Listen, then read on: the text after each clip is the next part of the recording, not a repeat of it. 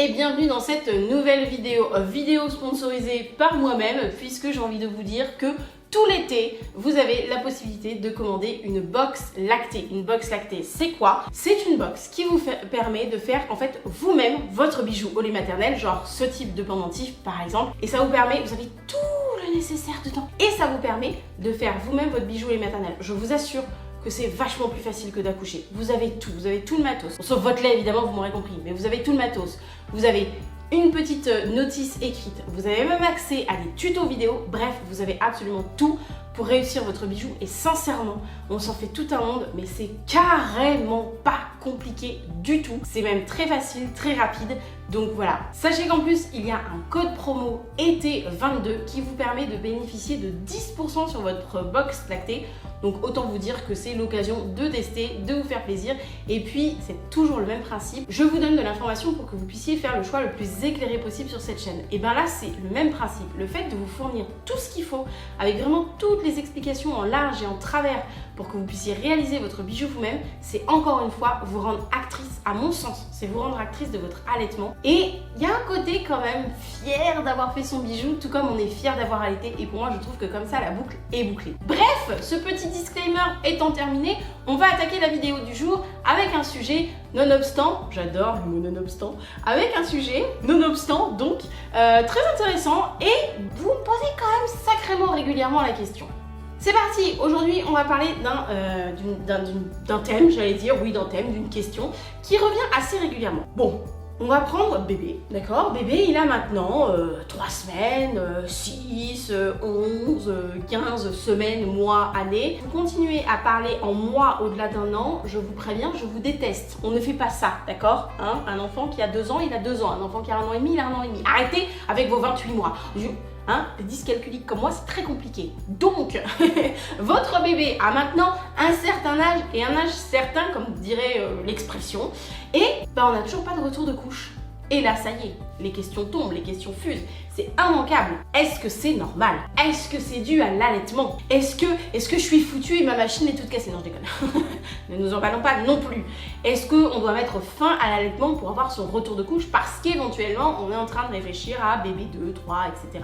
Est-ce que même, j'ai eu la question, on doit prendre un traitement pour que le cycle revienne? Je crois que le sujet du retour de couche obsède à peu près autant que la question du sommeil en toute franchise. Mais dans un certain sens, c'est un peu normal que cette question elle obsède finalement, puisque dans une société où on nous fait croire qu'on a un contrôle sur nos naissances et donc sur nos menstruations, sur nos règles, et qu'on peut tout contrôler montre en main, effectivement les avancées médicales et médicamenteuses nous permettent de contrôler nos menstruations, de contrôler nos grossesses, et on va commencer à flipper un peu quand finalement il y a un retour à quelque chose de plus naturel, à des retours de cycle plus naturels, à des choses plus naturelles, l'allaitement, ce que ça peut engendrer effectivement sur qui se joue dans notre corps par rapport à retour ou pas de retour de couche, quand, à quel moment, etc.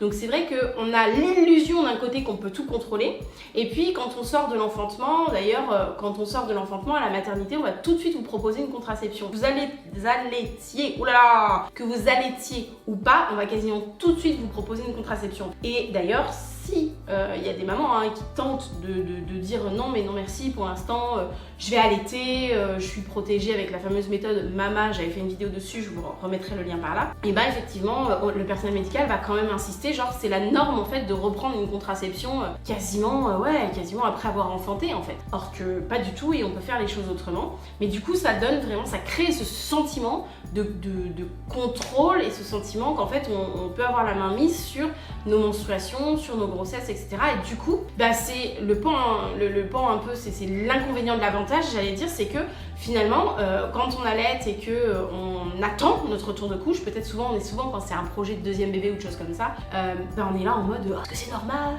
Il y a un truc qui va pas, il va falloir que je prenne un traitement. Enfin bref, du coup ça génère une certaine anxiété derrière pour quelque chose qui en vérité est totalement normal, mais on va voir ça. Alors attention, l'idée c'est pas de critiquer la médecine, les avancées médicales sur plein de points sont vraiment ultra intéressantes et ont vraiment beaucoup d'avantages, mais il ne faut pas négliger aussi que finalement ça a implanté depuis longtemps des mythes et ça a fait aussi oublier que de la nature elle-même, en fin de compte, eh ben, elle a très bien prévu les choses. Elle a réfléchi à son truc, la nature quand même. Alors pour en revenir à la thématique du jour, c'est-à-dire le retour de couche avec l'allaitement, tout ce que ça englobe, etc. Déjà, il faut savoir que avoir son retour de couche, ça signifie pas en fait qu'on va retrouver nos cycles immédiatement, d'accord, ni qu'ils vont revenir comme avant, non plus, d'accord. On va retrouver un cycle régulier tranquillement au fur et à mesure, ok. C'est-à-dire que vos premiers saignements, d'accord, qui sont votre retour de couche, là c'est les fontaines, ça se nettoie, c'est votre retour de couche. C'est pas parce que vous avez votre retour de couche que vous allez nécessairement enchaîner avec des cycles de menstruation. Il y a des fois on a un retour de couche et puis on a finalement un retour de cycle vraiment un peu plus régulier. Peut-être 2, 3 mois après, ça peut arriver. Donc on se stresse pas. Retour de couche, ça veut pas forcément dire retour de menstruation et de cycle hormonaux tout de suite, d'accord. On peut avoir donc son retour de couche et puis ses premières règles longtemps après. C'est normal, voilà. La nature nous signifie juste, en fait, avec le retour de couche, que les choses se remettent doucement en place, ok, tranquille, voilà, ok, là, toute la machinerie fonctionne, hey, on a débarqué, toute la machinerie fonctionne, on fait un petit nettoyage de printemps avant de repartir, d'accord? C'est un peu l'idée. Après, c'est toujours pareil, avoir son retour de couche, ça ne signifie pas que notre corps, il est prêt pour le séisme corporel et hormonal, psychique, émotionnel, que représente une grossesse, d'accord. Une grossesse, c'est quand même... Le souci, ce qu'il y a, c'est que ça se voit pas, d'accord. C'est pas visible. On grossit, un ventre qui grossit, on sent bien qu'il y a 2-3 trucs qui changent à l'intérieur. Mais c'est vrai que c'est pas non plus, je sais pas, une maison en feu ou une maison qui s'écroule, ça se voit, vous voyez ce que je veux dire, un accident de voiture, ça se voit, c'est impactant, c'est machin. Mais, et pourtant, la grossesse, c'est un tel chambardement. Nous, on le voit bien, on le vit dans notre corps, mais...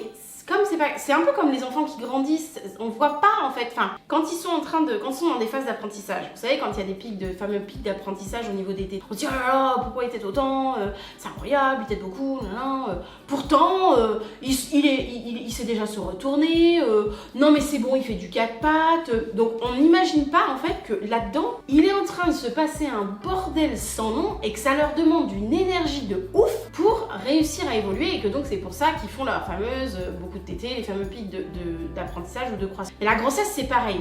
Oh oui, on a le ventre qui grossit, ok, on a un peu les jambes lourdes. En plus, les professionnels médicaux en général vous disent oui mais madame vous êtes enceinte, c'est la fameuse excuse à peu près tous les maux de grossesse, donc c'est un peu, on essaie un peu de faire passer ça pour un truc bénin. En fait c'est un tel, je sais pas, c'est l'équivalent d'un tsunami, l'équivalent d'une plaque continentale qui passe sous une autre en fait, c'est tellement intense, c'est tellement énorme que c'est pas parce qu'on a notre retour de couche que ça veut dire que tout de suite en fait on est prêt pour ça, parce que tout de suite le corps il te dit ouais c'est bon tu peux remettre ça, non il est juste en train de te dire alors c'est bon, la machine fonctionne, on a remis les vannes en route, on a réallumé les moteurs, bon on va pas se presser, hein, on n'est pas à 5 minutes, hein, d'accord. Bon, et puis pour en revenir à la fameuse question de l'allaitement, oui, l'allaitement est en cause dans une moindre mesure, attention, car ce qu'on oublie souvent en fait, c'est que l'allaitement, ça a quand même un rôle régulateur, de régulation dans les naissances, d'accord. La fameuse méthode MAMA, la méthode d'aménorrhée par allaitement maternel, qui est une méthode qui permet en fait d'être protégée, d'avoir une contraception naturelle pendant les 6 premiers mois. Attention, sous certaines extrêmement précises, et s'il y en a une qui saute, on n'est plus protégé. Et ben effectivement c'est parce que ça a une certaine logique en fait, c'est effectivement fait pour permettre de réguler les naissances. Vous imaginez si on enchaînait les grossesses et les naissances, je vous rappelle qu'il y a des femelles dans la nature parce que la contraception n'existe pas, d'accord, et que ça peut arriver chez n'importe quelle femelle d'avoir un retour de couche extrêmement rapide et d'avoir une nouvelle grossesse extrêmement rapidement. Il y a quand même des femelles qui meurent d'épuisement dans le règne animal, hein. Il y a quand même des femelles qui meurent d'épuisement ou qui meurent à l'enfantement parce que le corps est exténué de trop de grossesses rapprochées. Ça existe dans le règne animal, je veux dire. Donc c'est pas pour rien que effectivement l'allaitement, qui est une pratique des mammifères sur la planète, pas que de l'espèce humaine, parce que je rappelle que nous sommes des animaux d'une espèce en particulier, l'espèce humaine, mais effectivement toutes les femelles mammifères allaitent, et effectivement l'allaitement joue un rôle de régulation dans les naissances, à moindre mesure, d'accord, mais ça joue quand même un rôle. Et ça joue un rôle, pourquoi? On vient de le dire, parce que justement ça va permettre d'espacer les grossesses et les naissances Et donc ça va permettre la survie des femelles d'une espèce pour pas qu'elles s'épuisent à faire grossesse sur grossesse sur grossesse et à enfanter, à faire des enfantements sur des enfantements, parce que mine de rien, une grossesse ça vient puiser dans nos réserves, ça vient puiser donc nos réserves de corps, vitamines, minéraux, etc. Ça vient puiser dans nos réserves, ça vient faire des gros chamboulements psychologiques, etc.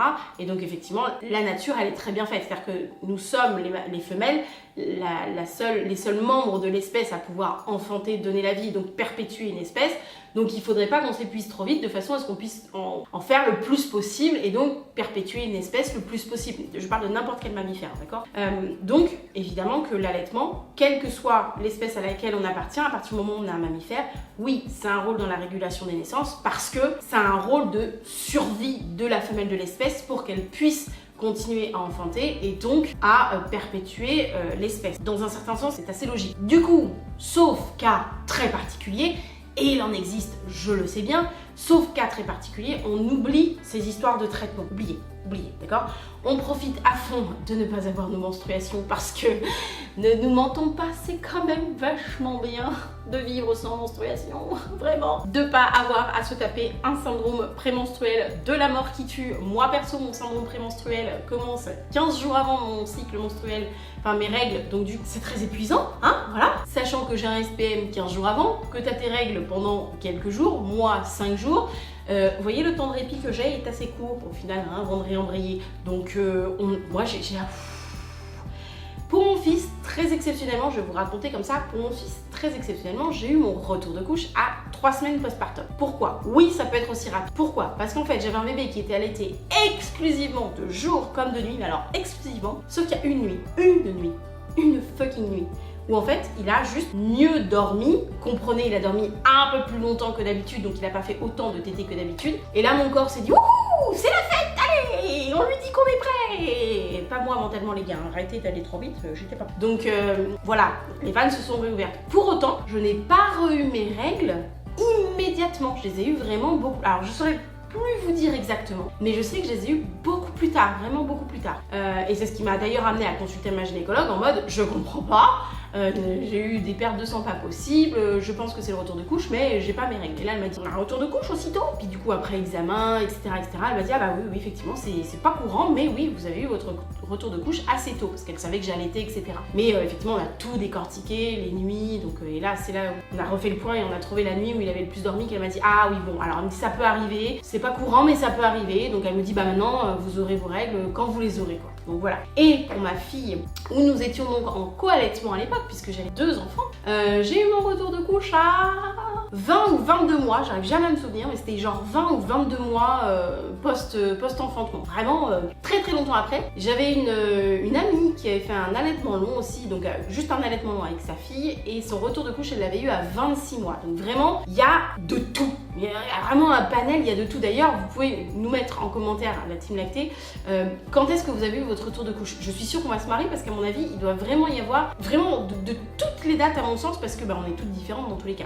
Donc voilà, donc ne pas se stresser, si on ne voit pas arriver son retour de couche parce qu'on allaite, c'est pas l'allaitement qui est en cause. Enfin, dans une moindre mesure, vous l'aurez compris, oui, c'est l'allaitement qui peut être en cause, mais ça ne veut pas dire qu'il faut arrêter d'allaiter. Profitez-en surtout.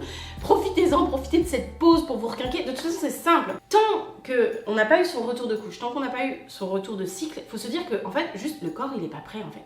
C'est juste que le corps, il te dit... Oula, stico quand même. Genre moi je sais que j'ai eu 2 grossesses assez rapprochées puisque j'ai de nouveau été enceinte. J'aime pas dire tomber enceinte, c'est ridicule comme expression. Donc j'ai de nouveau été enceinte. Mon fils avait environ 15 mois. Donc ça faisait 15 mois que j'avais enfanté. 9 et 9, 18. On dit qu'il faut 9 mois de grossesse, 9 mois pour s'en remettre. Grosso merdo, j'ai été enceinte un peu moins de 9 mois après mon 9 mois de postpartum, d'accord ? Donc vous voyez, c'est que vraiment mon corps n'était pas encore prêt à tout ce que ça allait lui pomper, prendre psychiquement, et encore c'était un bébé surprise. Mais mon corps était juste pas prêt en fait. Si on n'a pas son retour de couche, c'est juste que notre corps il est pas prêt en fait. Tout simplement, il faut accepter ça.